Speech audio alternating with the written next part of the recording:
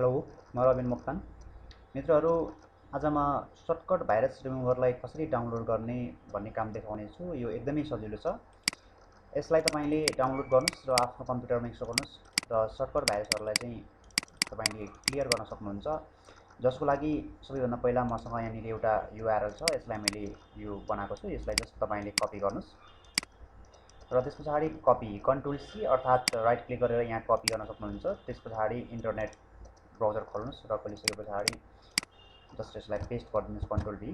त्यस पछाडि किबोर्डमा इन्टर गर्न सक्नुहुन्छ र यति गरिसके पछाडि यहाँ देख्न सक्नुहुन्छ यहाँनिर हाम्रो name SMD shortcut virus remover with Robin Moktan .zip भन्ने छ र यसको साइज छ फाइल साइज चाहिँ 2.7 MB र यसलाई तपाईँले डाउनलोड गर्न सक्नुहुन्छ। जस्ट यहाँ डाउनलोड बटनमा डाउनलोड नाउ र यति गरेपछि तपाईँले यसलाई डाउनलोड यहाँ गर्न सक्नुहुन्छ र आफ्नो कम्प्युटरमा इन्स्टल गर्नुहोस्।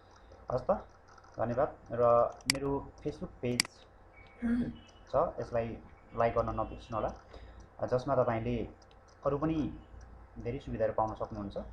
र केही समस्या पर्यो भने मलाई सम्पर्क गर्नुहोस्, म सजिलै तपाईँहरूलाई सल्भ गरिदिनेछु। हस् त, धन्यवाद। अहिले यति नै।